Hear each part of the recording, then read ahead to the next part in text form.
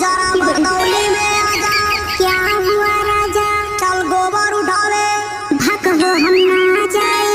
काहे रे काहे ना जाइबी? काहे की हाथ गोड़ मोर खजुआई हो। हगले होई गाय गोबर ओके के उठाई हो। जे गाय भैंस पलले हवे उहे उठाई हो। हाथा पानी रे रानी राती में खियाई हो। का तुमके गोबर काछे वाली लागत होई का। तकबाही का मास्टर आइन जी होई का।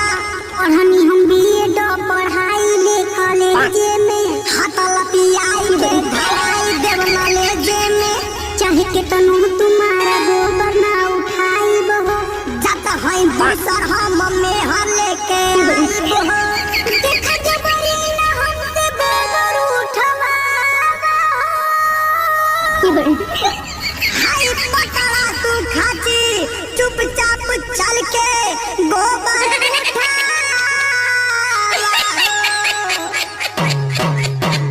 हमसे ना गोबर पठाई राजा। हमसे ना गोबर पठाई राजा। आगे पीछे खजुआई राजा। हमसे ना गोबर पठाई राजा। आगे पीछे खजुआई राजा। गोबर का तू ही उठाई पुरानी। अच्छा गोबर का तू ही उठाई पुरानी। भये तलाक होई जाई रानी। गोबर का तू ही उठाई पुरानी। भले मर्डर होई जाई रानी।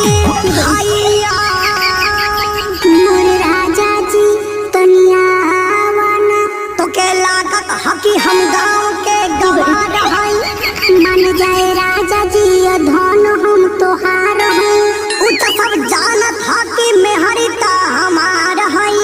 राजा हो काम ऐसन हो कि ना कइल जाई। तोरे खातिर दू चार नौकर रखवा दी का। राजा हो ब्यूटी पार्लर के घरे बोला दीना। लागत हकुल्ला हमके मजाक तो के सूझता। लगल हो जोर से राजा जी काहे न हग देत। लागत है आज हमार इज्जत रानी बची ना। लग जाई दाग राजा साड़ी में से छूटी ना। यही से झगड़ा रोज रोज करेली हमसे। अरे तो अब ही कुछ न हरा मेरो आई बतोहके। हाथा पानी तोहारा रानी आज झर जाई। खाना न खाए राजा भोले से मर जाए।